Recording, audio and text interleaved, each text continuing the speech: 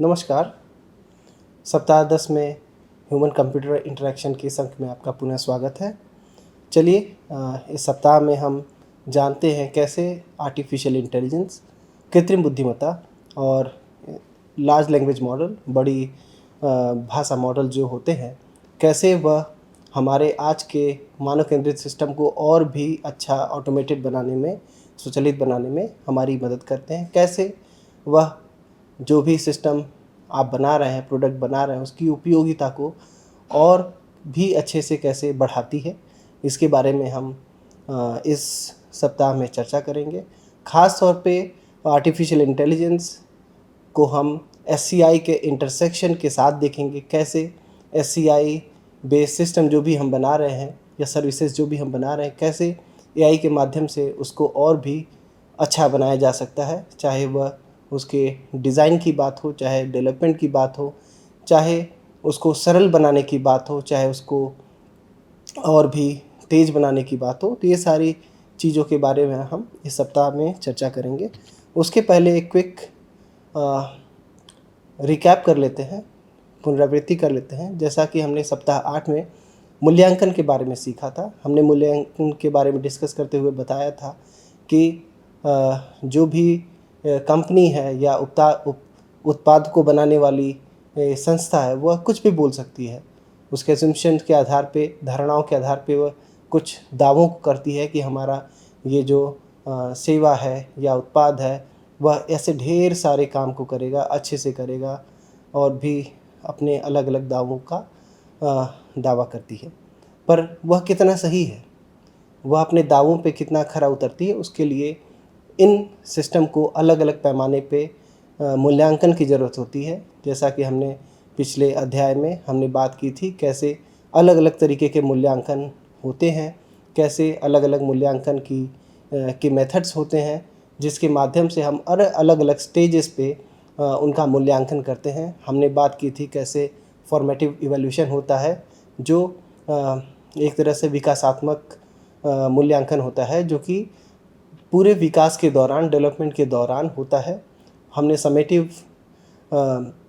Evaluation की बात की थी, जिसमें एक तरह से निष्कर्ष आधारित इवैल्यूएशन होता है, जिसमें एक तरह से डेवलपमेंट के ख़त्म होने और उसके लॉन्च होने के पहले हम मूल्यांकन करते हैं। और भी हमने जैसे हमने डायग्नोस्टिक इवैल्यूएशन की बात की थी, कैसे निदानात्मक मूल्यांकन के माध्यम से हम अलग अलग जो इश्यूज़ हैं आपके उपयोगकर्ता फेस कर रहे हैं शुरुआत में, उसको हम हैंडल करने की कोशिश करते हैं। हमने दीर्घकालीन इवैल्यूएशन की बात की थी, कैसे अपने सिस्टम का इवैल्यूएशन आप एक लंबे समय के अंतराल के दौरान करते हैं। कैसे एक उपयोगकर्ता 6 महीने, साल भर, इस तरह से लंबे समय तक आपके सिस्टम को यूज़ करता है, वह कैसे आपके सिस्टम से संतुष्ट है, आपकी उपयोगिता से संतुष्ट है, क्या वह अपने कार्य को सरलतापूर्वक कर पा रहा है, आपके सिस्टम को यूज़ करने के दौरान क्या उसकी लर्नेबिलिटी, मेमोरेबिलिटी, इन सारे एस्पेक्ट को हम अच्छे से हैंडल कर पा रहे हैं। इन सारी चीज़ों के बारे में हमने चर्चा की थी। फिर हमने केस स्टडी के माध्यम से, जिसमें हमने ब्रेन लर्निंग ऐप, जो कि हम शुरुआत से अलग अलग सप्ताहों में उसके बारे में चर्चा करते आ रहे हैं, उसके बारे में चर्चा की थी, कैसे हमने उसका मूल्यांकन किया। उसके बाद हमने इस सप्ताह में एक ट्यूटोरियल और hands on experience Adobe Illustrator के साथ किया था, और वीकली असाइनमेंट के माध्यम से आपका मूल्यांकन किया था। उसके बाद अगर हम सप्ताह 9 की बात करें, तो उसमें एससीआई और आईओटी के बारे में, इंटरनेट ऑफ थिंग के बारे में बात की गई थी। हमने कैसे उन दोनों के बीच में सिग्निफिकेंस और इंटरप्ले है, उसके बारे में बात की थी। हमने अलग अलग एप्लीकेशंस के बारे में चर्चा की थी और उनके चैलेंजेस के बारे में बात की थी, और हमने और भी इमर्जिंग ट्रेंड्स और फ्यूचर डायरेक्शन इस एरिया में आप कर सकते हैं, उसके बारे में चर्चा की थी। इसमें 2 केस स्टडीज़ का डिस्कशन किया गया था, एक हैप्टी ड्रैग और एक मूवी टेंजिबल्स, जो कि डॉक्टर अभिजीत ने इस सप्ताह में अलग अलग आईओटी और एससीआई के केंद्र में डिस्कशन और चर्चा की थी। तो यह हुआ सप्ताह 9 में, और चलिए हम इस सप्ताह की शुरुआत करते हैं। यह इस सप्ताह की रूपरेखा है। सबसे पहले हम आपको जो लार्ज लैंग्वेज मॉडल्स हैं, बड़े भाषा मॉडल्स हैं, उसके बारे में बात करेंगे। कैसे पहले जो भाषा मॉडल्स होते थे वो किस तरीके से यूज़ होते थे, और अब बड़े भाषा मॉडल आने के बाद और भी कार्य को आप कैसे सुगमता से और अच्छे से कर पा रहे हैं। हम संक्षिप्त तरीके से एलएलएम की आर्किटेक्चर के बारे में बात करेंगे और आपको रिसोर्सेज देंगे जिससे कि आप उसके बारे में और भी डिटेल में जाके देख सकें, पढ़ सकें। हमने जैसे बात की थी कि जब भी आप किसी भी सिस्टम के साथ कार्य करना चाहते हैं तो एक तरह से आपको एक संवाद स्थापित करना पड़ता है मनुष्य के बीच में और जो भी उपकरण या सिस्टम आप बना रहे हैं उसके बीच में। तो एक तरह से एलएलएम जो बड़ी भाषा मॉडल है उससे भी संवाद करने की ज़रूरत है, जिससे कि वो हमारे अनुरूप, हमारे आवश्यकताओं के अनुरूप वो कार्य कर सके। तो प्रॉम्प्टिंग एक टेक्निक है जिसके माध्यम से हम एलएलएम से संवाद कर सकते हैं, तो हम उसके बारे में भी चर्चा करेंगे। अलग अलग प्रॉम्प्टिंग टेक्निक्स की हम बात करेंगे, कैसे वह अपने प्रोजेक्ट्स में आप इसका प्रयोग कर सकते हैं। चूँकि आज के समय में मनुष्य भी एक तरह से मल्टीमीडिया का, मल्टीमोडल का एक बहुत अच्छा एग्जाम्पल है, जिसमें हम देख सकते हैं कि मनुष्य देख सकता है, सुन सकता है, बोल सकता है और अलग अलग सेंसर्स के माध्यम से वो चीज़ों को महसूस कर सकता है। तो एक तरह से और हम आज के जीवन में देखें तो डेली जीवन में अब हमारा जो दिनचर्या है वह सिंगल मोडेलिटी से मल्टी मोडेलिटी की ओर बहुत तेज़ी से जाता जा रहा है। जैसे हम सिंगल मोडेलिटी की बात करें तो केवल लिखना होता था, कंप्यूटर से आप केवल लिखने के माध्यम से संवाद करते थे और कार्य करते थे। लेकिन अगर हम आज की दुनिया में देखें तो अब वह मल्टी मोडेलिटी की तरफ जा रहा है, जैसे इमेजेस को डील करना, टेक्स्ट को डील करना, वीडियोस को डील करना, ऑडियो को डील करना और भी अलग जो भी मोडेलिटीज़ हैं उनके माध्यम से अपने कार्य को बड़े सरलता और सुगमता के साथ करना और जो उपयोग करता है उसके अनुभव को अच्छे से बढ़ाना। तो इस तरीके से अगर हम देखें तो मल्टी मॉडल एलएलएम के ऊपर चर्चा करेंगे। हम एलएलएम और एससीआई साथ में कैसे आपके लिए उपयोगी हो सकते हैं वह उसके बारे में हम चर्चा करेंगे और हम कुछ एप्लीकेशन के माध्यम से, जैसे adaptive learning system, personalised content, accessibility and social inclusion for all. तो एक तरह से एससीआई के जो अलग अलग कॉन्सेप्ट हैं उनके बारे में हम कार्य करेंगे, जैसे कि आपके अलग अलग उपयोगकर्ताओं की ज़रूरतें अलग हो सकती हैं, तो कैसे हम उसको पर्सनलाइज कर सकते हैं, कैसे हम एक्सेसिबिलिटी और इंक्लूजन क्राइटेरिया को उसमें इंक्लूड कर सकते हैं, उसके बारे में हम बात करेंगे। और एडेप्टिव लर्निंग, तो जैसे हर व्यक्ति के सीखने की क्षमता, सीखने की गति सभी अलग होती है, तो कैसे हम एडेप्टिव तरीके से एक लर्निंग सिस्टम बना सकते हैं जो कि उनके लिए उपयोगी हो सके। और आज के टाइम पे हम मोबाइल फ़ोन्स को अलग अलग तरीके से यूज़ करते हैं, तो हम एक तरह से एक यूज़ केस के केस में हम मोबाइल फ़ोन को आज के और प्रॉब्ली फ्यूचरिस्टिक तरीके से कैसे उसको री-इमेजिन कर सकते हैं, उसके उपयोग को और अपने अलग अलग कार्यों को करने का। ख़ास तौर पे जो एलएलएम्स और आर्टिफिशियल इंटेलिजेंस की तकनीकी है, जिस तेज़ी से वो आगे बढ़ रही, कैसे हम उसका उपयोग करके अलग अलग चीज़ों को बड़े अच्छे से कर सकते हैं और मनुष्यों की आवश्यकताओं को बड़े सरलता के साथ, बहुत ही कम इंटरवेंशन के साथ हम अच्छे से कर सकते हैं। और लास्ट में हम ट्यूटोरियल करेंगे एलएलएम और एससीआई के ऊपर, और लास्ट में हम एक असाइनमेंट देंगे। तो चलिए सबसे पहले हम जानते हैं लार्ज लैंग्वेज मॉडल क्या है। तो एक तरह से लार्ज लैंग्वेज मॉडल को अगर हमें समझना है तो हमें इस तरीके से समझना पड़ेगा कि यह एक तरह से सुपर स्मार्ट एजेंट है, असिस्टेंट है, जो कि जनरल टेक्स्ट, जो भी एक आदमी की तरह, मनुष्य की तरह एक जो भी नेचुरल लैंग्वेज कन्वर्सेशन होता है उसमें जो भी आप टेक्स्ट लिखते हैं या बोलते हैं वह उसको समझ सकता है और उसी की तरीके से वह उसको जनरेट भी कर सकता है, लिख सकता है।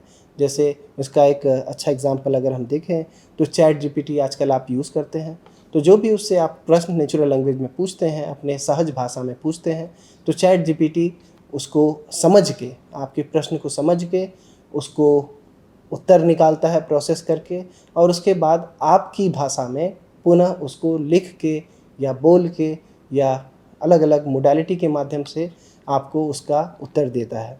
तो एक तरह से आप जैसे सिंपल गूगल सर्च करते हैं, उस तरीके से एक तरह से ये कन्वर्सेशन के लिए आपके पास एक सर्च इंजन की तरह कह सकते हैं इसको।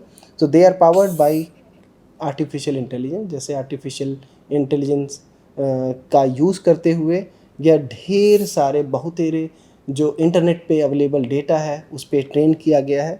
वो उसमें बुक्स होते हैं, अलग अलग वेबसाइट्स होते हैं, अलग अलग जितने भी रिसोर्सेज इंटरनेट पे अवेलेबल हैं उनको यूज़ करके, और अब तो उसमें इमेजेस और वीडियोस भी ऐड होते हैं। मल्टी मॉडल एलएलएम की बात हम जब करेंगे तो एक तरह से अगर हम इस समय मार्केट में देखें तो ऐसे बहुतेरे एलएलएम्स अवेलेबल हैं। कुछ ओपन सोर्स हैं, कुछ क्लोज हैं, जैसे जीपीटी एक तरह से क्लोज सोर्स है।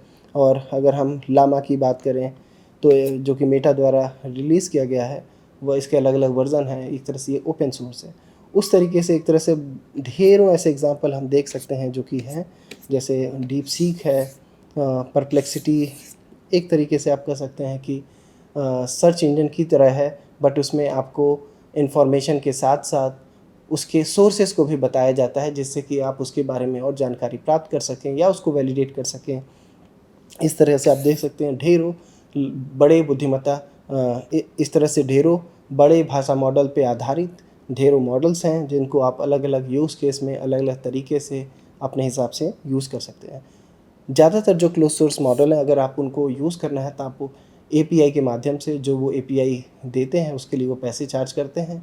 आप उनको यूज़ करके इनके मॉडल्स को भी यूज़ कर सकते हैं। काफ़ी कंपनीज ऐसी हैं जो कि अपने प्रोडक्ट को इनके एपीआई के माध्यम से करती हैं। जैसे अगर हम परप्लेक्सिटी की बात करें तो परप्लेक्सिटी एआई एक तरह से जीपीटी बेस्ड है और अपने कार्य को जीपीटी के जो मॉडल्स हैं उस पे आधारित अपने कार्य को करता है। तो अगर हम जैसे इस एग्ज़ाम्पल की बात करें, यह केवल क्वेश्चन आंसर ही तक सीमित नहीं रह गया है। इसमें जो जनरेशन किया जाता है कंटेंट का, टेक्स्ट हो चाहे इमेज हो या मल्टी मॉडल कोई भी डेटा हो, वह एक तरह से उसमें क्रिएटिविटी भी ऐड की जा सकती है। जैसे यहाँ पे GPT-4 से हमने पूछा, right a 5 line poem about pizza in a image of delicious pizza. तो एक तरह से इसको 2 कार्य दिए गए। पहले एक पिज़्ज़ा की इमेज बनानी है और उसके बाद उस पर 5 लाइन की एक कविता लिखनी है।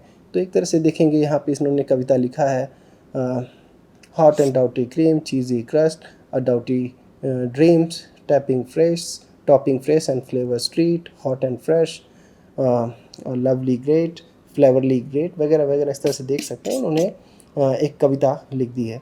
तो अब इस तरह से जो भी आपके पास उत्तर जनरेट होके आ रहे हैं एआई के माध्यम से, आप अगर इससे संतुष्ट हैं तो अच्छी बात है, प्रॉब्ली आप लाइक कर सकते हैं। असंतुष्ट नहीं हैं तो आप इसको फर्दर एक अपने प्रॉम्प्ट या कमेंट के माध्यम से जो भी आपकी रिक्वायरमेंट है, अपने आवश्यकताओं के अनुसार उसको बोलेंगे कि इसको फर्दर चेंज करिए। जैसे आप यहाँ पे बोलना चाहते हैं कि इसमें टॉपिंग चेंज कर दी, इसमें अभी ये ओलिव है, ओलिव की जगह इसमें पनीर डाल दीजिए, इसमें मशरूम डाल दीजिए, ये नॉन वेजिटेरियन पिज़्ज़ा लग रहा है तो आप बोल सकते हैं इसको वेजिटेरियन पिज़्ज़ा बना दीजिए। अपने ज़रूरतों के हिसाब से आप इससे संवाद कर सकते हैं और संवाद के माध्यम से यह मॉडल इसने जो भी जनरेट किया था उसको फर्दर चेंज करेगा आपके आवश्यकताओं के अनुसार। तो एक तरह से आप देख सकते हैं कि जो उपयोगकर्ताएँ हैं उनकी ज़रूरतों के मुताबिक से यह अपने आउटपुट को चेंज कर रहा है और बड़े आसानी से और कह सकते हैं बड़े कम समय में एक तरह से इसने इमेज भी जनरेट कर दिया, कविता भी लिख दी, उसके हिसाब से आपके हिसाब से चेंज भी कर दिया। तो इस तरह से हम देखें यह आज के समय में बहुत ही महत्वपूर्ण होता जा रहा है। जैसे यह एक तरह से बूस्ट प्रोडक्टिविटी, आपकी प्रोडक्टिविटी को बहुत तेज़ कर देगा, क्योंकि पहले अगर आपको इस इमेज को इस कविता के साथ बनाना होता तो शायद आपको घंटे लगते, 2 घंटे लगते या ज़्यादा लगते, बट अभी एक चंद सेकंड्स में आपके लिए ऐसा इन्होंने जनरेट कर दिया। लर्न एनीथिंग, तो ये कुछ भी सीख सकता है, अब इसको आपको सिखाने की ज़रूरत है, एग्जाम्पल देने की ज़रूरत है। ये किसी भी प्रॉब्लम को, ज़्यादातर प्रॉब्लम को सॉल्व कर सकता है अगर आप उसको बताएं कि इसको सॉल्व कैसे करना है। क्रिएटिविटी स्पार्क, एक तरह से क्रिएटिविटी देख रहे हैं कि जितने भी अलग अलग इसने क्रिएटिविटी सीखी है, जिस तरह के डेटा पे इसको ट्रेन किया गया है, अब उसको अप्लाई करके आपकी ज़रूरत के हिसाब से वह अपने आउटपुट को जनरेट करता है और क्रिएटिविटी दिखाता है। और टेलर्ड हेल्प एक तरह से आपकी जितनी भी पॉसिबल मदद हो सकती है आपके कस्टमाइज रिक्वायरमेंट के हिसाब से वो उसको बदलता रहता है।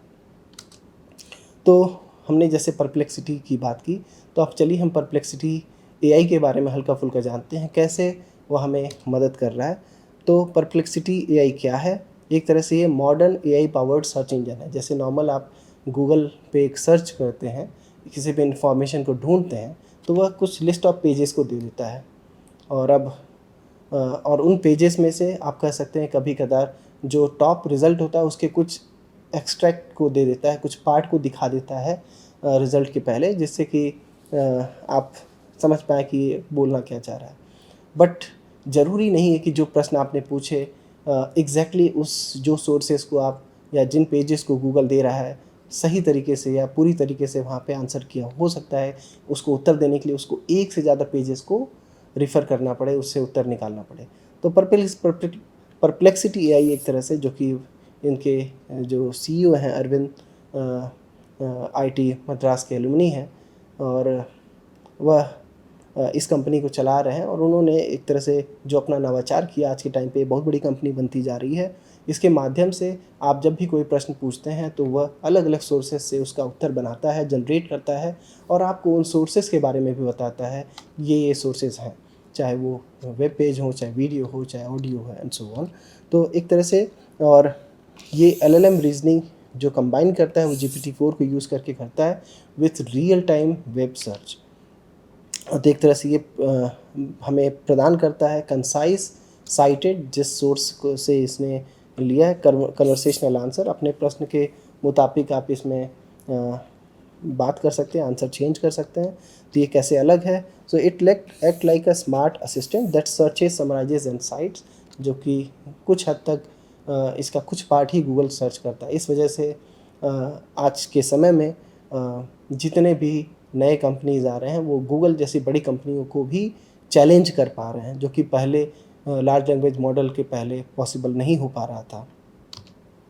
तो it is useful for quick answer, research, exploratory queries. तो अलग अलग तरीके से आप देख सकते हैं। तो जहाँ तक मुझे पता है परप्लेक्सिटी एआई ने काफ़ी ढेर सारे इंडियन इंस्टीट्यूशन को फ्री लाइसेंस भी दे रखा है। तो अगर आप इन इंस्टीट्यूशन से हैं तो उसका लाभ भी उठा सकते हैं। तो कैसे परप्लेक्सिटी एआई काम करता है, चलिए ब्रीफली इसके बारे में देखते हैं। तो अगर हम देखें तो ये एक जो, क्योंकि हम जैसे मैंने बताया कि किसी भी एआई बेस्ड सिस्टम या किसी भी सिस्टम से अगर आपको कोई कार्य करना है तो आपको उससे संवाद करना पड़ेगा, उससे अपने प्रश्न को बताने पड़ेंगे। तो यहाँ पे इनपुट क्या होगा? User ask a natural language question. अच्छी बात है कि जो भी आपकी भाषा है सहज भाषा है, उस भाषा में आप अपने प्रश्न पूछें और वो उसके मुताबिक जितने भी रियल टाइम में इंफॉर्मेशन वेब से निकाल सकता है निकालेगा। और एलएलएम प्रोसेसिंग करता है, uses GPT based model to understand and summarise. तो जो प्रश्न आपने पूछा उसको समझता है, उस प्रश्न के मुताबिक फिर जो जो इन्फॉर्मेशन उसको निकालनी है, प्रोसेस करनी है, प्रोसेस करता है, और उसको फिर एक तरह से उसकी समरी बना के आपको देता है। तो रिस्पॉन्स में एक तरह से output a concise answer with clickable citation, कुछ साइटेशन भी देते हैं जहाँ से जिन सोर्सेस से एक तरह से इन्होंने आंसर बनाया है, जिससे कि आप वहाँ पे जाके और भी डिटेल के बारे में ले सकें। आप फॉलोअप कर सकते हैं, support multi turn dialogue for deeper queries, क्योंकि सारे प्रश्न ऐसे नहीं हो सकते कि आप एक बार में ही निकाल लें। तो आप प्रश्न फॉलोअप क्वेश्चन करके पहला क्वेश्चन पूछा, फिर उससे फॉलोअप दूसरा क्वेश्चन पूछा, तीसरा पूछा, इस तरह से आप फॉलोअप कर सकते हैं। एग्जाम्पल तौर पे देख सकते हैं। सो प्रश्न था what is the latest update on AI regulation in European union. तो उसके केस में आप देख सकते हैं एक समराइज कंटेंट देगा, ये एक तरह से एआई रेगुलेशन है यूरोपियन यूनियन में। उसके बाद आपको अलग अलग एक तरह से लिंक दे देगा, आप इस वेब पेज पे जा सकते हैं, इस वेब पेज पे जा सकते हैं, इस वीडियो को देख सकते हैं। अलग अलग मोडेलिटी के आपको सोर्सेज दे देंगे जिसमें जहाँ पे जाके आप उनको रिफ़र कर सकते हैं। तो अगर हम इसको इसके की फ़ीचर और कंपैरिजन की बात करें जो और भी अवेलेबल एलएलएम्स हैं, एजेंट्स हैं, तो परप्लेक्सिटी एआई एक तरह से देखें GPT-4 बेस्ड होता है, और गूगल सर्च में एक तरह से अब धीरे धीरे ये भी होता जा रहा है, बट शुरुआत में तो उतना नहीं था। और रियल टाइम में सर्च होता है, चैट जीपीटी में ब्राउज़र पे आप यूज़ कर रहे हैं तभी होता है, अदरवाइज़ नहीं होता है। और गूगल सर्च तो रियल टाइम सर्च होता ही है। साइटेशंस यहाँ पे साइटेशंस प्रोवाइड करता है, और गूगल सर्च में नॉर्मली जैसे मैंने बताया केवल अलग अलग वेब पेजेस दे देते हैं लाइन से जो भी रिजल्ट में आ रहे हैं। यहाँ पे आप फॉलो क्वेश्चन कर सकते हैं। गूगल में एटलीस्ट अभी तक फॉलो क्वेश्चन नहीं है, अनलेस आप उसके एडवांस LLM बेस्ड सर्च किसी में जाएँ तो की फीचर्स एक तरह से देखें तो ये रियल टाइम वेब एक्सेस होता है, साइटेड आंसर होता है, जिससे कि पारदर्शिता होती है, नेचुरल कन्वर्सेशनल फ्लो होता है, और काफ़ी क्लीन और फास्ट UI है इनका।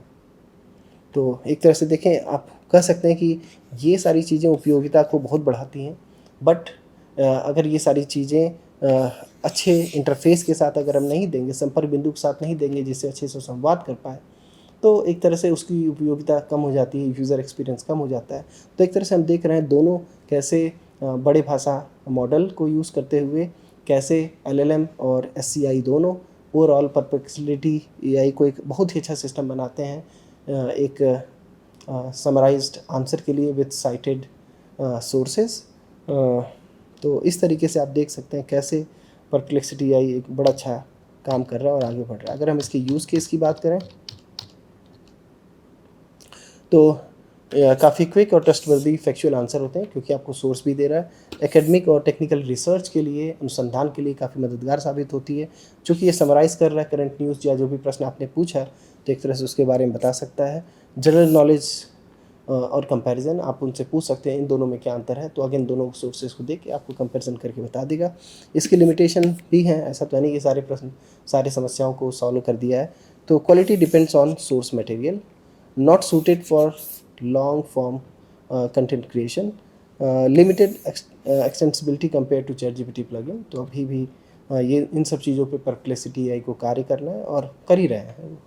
तो perplexity AI bend search with AI reasoning, ideal for efficient, accurate and citation backed information discovery। तो जिस तरीके से परप्लेक्सिटी AI ने एक तरह से जिस तरीके से हम इंफॉर्मेशन को सर्च करते थे उसको पूरा पैराडाइम चेंज कर रहा है, तो डीप सीक ने भी कुछ ऐसा ही किया है। तो डीप सीक एक तरह से advance open source large language model है, developed by Seek, DeepSeek vision and DeepSeek coder team. तो जैसा कि सैम अल्टमैन जो कि OpenAI के फाउंडर हैं, जब वो इंडिया आए थे तो उनसे पूछा गया कि अगर इंडिया को OpenAI जैसा कुछ बनाना है, ChatGPT जैसा कुछ बनाना है तो क्या करना पड़ेगा। उनका उत्तर था कि आप कर ही नहीं सकते। तो एक तरह से उन्होंने डिमोरलाइज़ भी किया, और एक तरह से वो एक उनका मैसेज था ये तो मेरी मोनोपोली है, हमारी कंपनी के पास जो रिसोर्सेज हैं आप किसी के पास नहीं है। बट डीप सीक के जो टीम ने जो एक अमेजिंग चेंजेस और एक तरह से उनको चैलेंज किया कि नहीं ऐसा नहीं है कि आप उतने पैसे आपको खर्च करने की ज़रूरत है, उतने रिसोर्सेज की ज़रूरत है। उन्होंने बहुत ही बुद्धिमत्ता का यूज़ करते हुए इंटेलिजेंट तरीके से, नॉवल तरीके से आर्किटेक्चरल चेंजेस किए, जिससे कि मॉडल्स को बड़े आसानी से कम पैसे में एक तरह से ट्रेन किया जा सके, और इन्होंने इसको ओपन सोर्स भी बना दिया। तो एक तरह से OpenAI की जो मोनोपोली थी उसको उन्होंने चैलेंज किया और उसको बहुत ही बड़ा धक्का लगा, और OpenAI को आप देख सकते हैं उसके बाद काफ़ी नुकसान भी हुआ, जैसे माइक्रोसॉफ्ट, एनवीडिया, इन सब के स्टॉक्स भी उस दिन अच्छे खासे गिरे थे। तो चलिए हम आगे बढ़ते हैं इसमें, और it compete with GPT series जैसा कि हमने बताया। Gemini, Claude, both general code specific task, इन सब से एक तरह से वो कम्पीट कर रहा है। तो इसके अलग अलग वेरिएंट हैं, जैसे डीप स्पीक VL मल्टीमोडल चीज़ों के लिए, डीप सीक कोडर जैसे कोड जनरेशन, डिबगिंग, प्रोग्रामिंग में हेल्प के लिए, deep speak MOE mixture of expert, efficient for large scale performance. इस तरह से अलग अलग ये मॉडल वेरिएंट्स हैं। तो अगर हम की फीचर ऑफ डीप सीक की बात करें तो अब इसमें भी मल्टी मोडल कैपेबिलिटी, जैसा कि हमने बात किया था, using its deep seek VL। Coding proficiency, तो हमने जैसे डीप सीक कोडर की बात की थी, आप कोडिंग कर सकते हैं, इससे प्रोग्राम लिखवा सकते हैं, प्रोग्राम में मदद ले सकते हैं, तो ये सारी डॉक्यूमेंटेशन करा सकते हैं। MOE स्किल जैसे हमने पहले बात किया था, mixture of expert, boost performance efficiency है। ओपन सोर्स है, ये इसकी सबसे अच्छी बात है, और इसने मोटिवेट किया बाकी और देशों को अपना खुद का एक तरह से LLM बनाने के लिए। तो डीप सीक से इंस्पायर होकर अब इंडिया में भी अपना खुद का LLM बन रहा है, बाकी भी देश अपने LLM बना रहे हैं। और क्योंकि सबसे बड़ी दिक्कत ये होती है कि मॉडल्स तो अवेलेबल होता है, लेकिन जो डेटा होता है वो प्रोप्राइटरी होता है, और हर कोई प्राइवेसी की वजह से, गोपनीयता की वजह से, सुरक्षा की वजह से अपने डेटा को दूसरे देश को नहीं दे सकता। अगर हम पूरी तरीके से ये सारा डेटा ओपन एआई को दे दें, डीपसीक को दे दें, तो एक तरह से हमें उन पे पूरी तरीके से निर्भर रहना पड़ेगा। इसीलिए स्वदेशी निर्माण बहुत ज़रूरी है और एक तरह से डीप सीक और उससे रिलेटेड जो ओपन सोर्स मॉडल है उनका उपयोग करके हम अपना खुद का एलएलएम बना सकते हैं। और काफ़ी ऐसे रिसर्च लैब हैं इंडिया में जो कि इस डायरेक्शन में बहुत ही अच्छा कार्य कर रहे हैं, चाहे वो आईटी मद्रास की टीम हो, चाहे आईटी दिल्ली की टीम हो, ट्रिपल आईटी दिल्ली की टीम हो, आईटी बॉम्बे की हो, अलग अलग ऐसे इंस्टीट्यूशन हैं जो कि इस एरिया में बड़ा अच्छा कार्य कर रहे हैं। कॉम्पिटिटिव बेंचमार्क एक तरह से, जैसा कि हमने पिछले सप्ताह 8 में बात की थी कि बोलने से नहीं होता कि आप दावा कर सकते डी सी के जो है सबसे अच्छा है या कंपेरेबल है ओपन एआई से और जितने भी और एलएलएम है, तो बोलने से नहीं होगा, उसका आपको मूल्यांकन करना पड़ेगा अलग अलग बेंचमार्क के ऊपर। तो उन्होंने अलग अलग कॉम्पिटिटिव बेंचमार्क पे सबसे कंपेयर किया और दिखाया कि कैसे वह उनसे अच्छा या बराबर परफॉर्म कर रहे हैं और with fraction of the cost जितना ओपन एआई को लगता है। तो अगर हम डीप सीक के एप्लीकेशन की बात करें तो ये भी अलग अलग तरीके से आपकी मदद कर सकता है। जैसे कि अगर हम देखें तो सॉफ्टवेयर डेवलपमेंट में मदद कर सकता है, auto completion of code generation में, बग फिक्सेस में, अलग अलग लैंग्वेजेस, प्रोग्रामिंग लैंग्वेजेस को सपोर्ट करता है, जैसे पाइथन हुआ, जावा हुआ, C++ हुआ। और अगर हम मल्टी मोडल एआई टास्क की बात करें, जैसे कि आज के टाइम पे चीज़ें मल्टी मोडल हैं, जिस भी डेटा या कंटेंट की हम बात करें मल्टी मोडल है, तो उस केस में मल्टी मोडल एआई की बहुत ज़रूरत है, इमेज कैप्शनिंग के लिए, OCR के लिए, डॉक्यूमेंटेशन के लिए, वीडियो अंडरस्टैंडिंग के लिए, ऑडियो अंडरस्टैंडिंग के लिए। और अगर हम एजुकेशन और रिसर्च की बात करें तो आप इससे एआई ट्यूटरिंग सिस्टम बना सकते हैं, LLM रिसर्च एट स्केल कर सकते हैं और भी बहुत तेरे काम कर सकते हैं। इंटरप्राइज सोल्यूशन की बात करें तो आज के टाइम पे जैसे अलग अलग कंपनीज़ के कस्टमर केयर की बात करें तो उनके पास इतने कस्टमर केयर नहीं है, कस्टमर एग्जीक्यूटिव या एजेंट नहीं है जितने होने चाहिए। जैसे अगर हम स्टेट बैंक ऑफ इंडिया की बात करें, आप सोच सकते हैं उसके कितने कस्टमर होंगे, करोड़ों करोड़ों कस्टमर होंगे। तो क्या उन करोड़ों कस्टमर को हैंडल करने के लिए क्या उनके पास करोड़ों या लाखों कस्टमर एग्जीक्यूटिव हैं? नहीं है। तो उस केस में हमें एआई के माध्यम से, एलएलएम के माध्यम से हम एक ऐसा इंटरनल चैटबॉट बना सकते हैं जो कि जो अलग अलग समस्याएं उनके उपयोगकर्ता फेस कर रहे हैं उनको क्विकली और बड़े अच्छे से, बड़े तेज़ी से उनकी मदद कर सकें। तो एक तरह से आज के टाइम पे इस तरह से चैटबॉट काफ़ी मददगार साबित हो रहे हैं। अगेन डेव ऑपरेशंस, को पायलट एक तरह से जो आपके साथ आपकी मदद करता है किसी कार्य को कंप्लीट करने के लिए, चाहे वो कोडिंग हो, चाहे कोई और कार्य हो, चाहे पोस्टर बनाना हो, चाहे कविता लिखना हो, जैसे हमने शुरुआत में एग्जांपल की। तो एक तरह से वो आपके साथ आपके ज़रूरतों को पूरा करने में आपकी काफ़ी मदद कर रहा है। तो एआई पावर्ड कस्टमर सपोर्ट, जैसा कि हमने शुरुआत में बात की थी, इंटरनल चैटबॉट भी उसमें यूज़ कर सकते हैं, या इंटरनल चैटबॉट केवल ऑर्गेनाइजेशन के अंदर एक दूसरे से बात करने में, समझने में, डॉक्यूमेंटेशन को समझने में मदद कर सकता है। अगर हम इसके कंपटीटर से इसकी कंपैरिजन करें तो अलग अलग जो मॉडल डीप सीक और GPT-4, क्लाउड, जेमिनी, मिस्ट्रल, जो ढेर।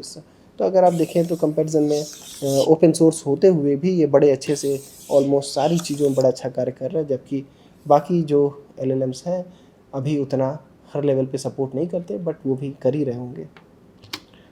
तो चलिए हम आगे बढ़ते हैं।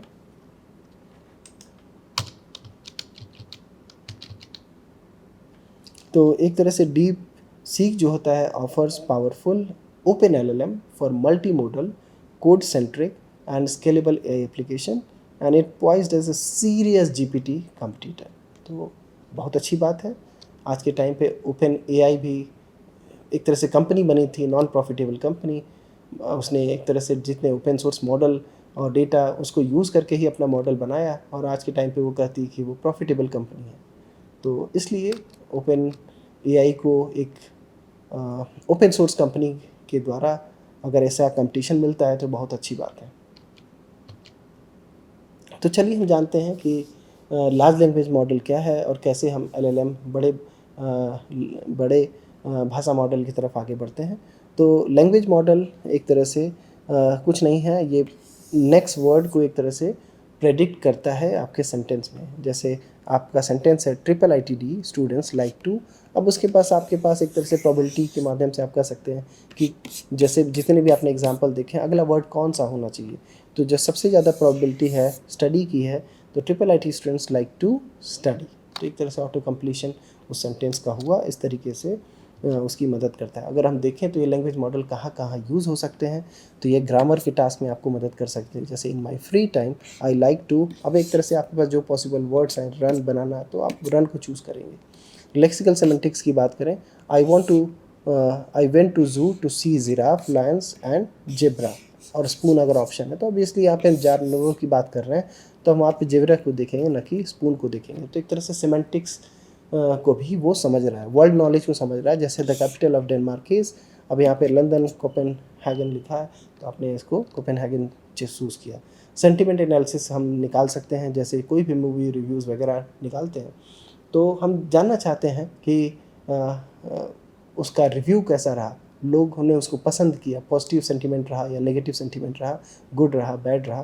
तो ये सारी चीज़ें आप एक तरह से सुन के देख के आप समझते हैं। लेकिन अगर आपको ऐसे मूवीज़ पे जैसे लाखों लोगों ने अपने रिव्यूज़ दे रखे हैं तो आप ऑटोमेटिक तरह सबको मैनुअली पढ़ के तो आप नहीं निकाल सकते हैं, बट कितना समय लगेगा, कितनी रिसोर्स लगेगी, कितने पैसे लगेंगे।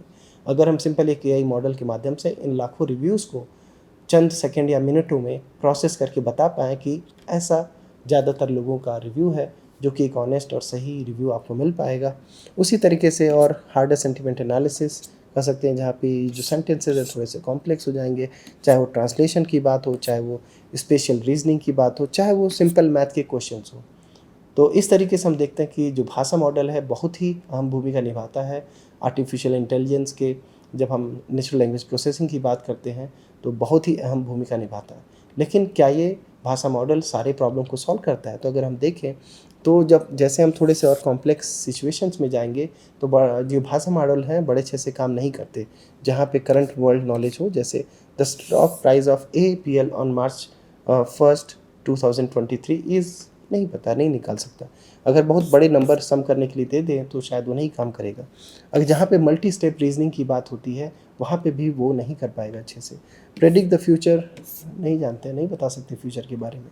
Information not in the training data, जैसे ज़्यादातर जो भाषा मॉडल होते हैं जिस तरह के मॉडल जिस तरह के डेटा के ऊपर ट्रेन है उसी तरीके से वह उसके उत्तर को दे पाता है। अगर उसने वैसा डेटा नहीं देखा है तो एक तरह से उस पर उत्तर नहीं दे पाएगा। तो एक्सट्रीमली लॉन्ग इनपुट, बहुत लंबा आपने इनपुट, जैसे 2000 पेज का आपने हैरी पॉटर का जो फैन फिक्शन बुक था वो दे दिया, अब उससे क्वेश्चन आंसर पूछेंगे तो उतने बड़े कॉन्टेक्स्ट को हैंडल नहीं कर पाता है और आपके प्रश्नों का उत्तर नहीं दे पाएगा। तो इस वजह से हमें एक तरह से भाषा मॉडल से बड़े भाषा मॉडल की ओर जाने की ज़रूरत है। तो this transition from language model to large language model marked a substantial growth in जो भी नंबर ऑफ पैरामीटर्स हैं, कॉम्प्लेक्सिटी है, एडेप्टेबिलिटी ऑफ द मॉडल है।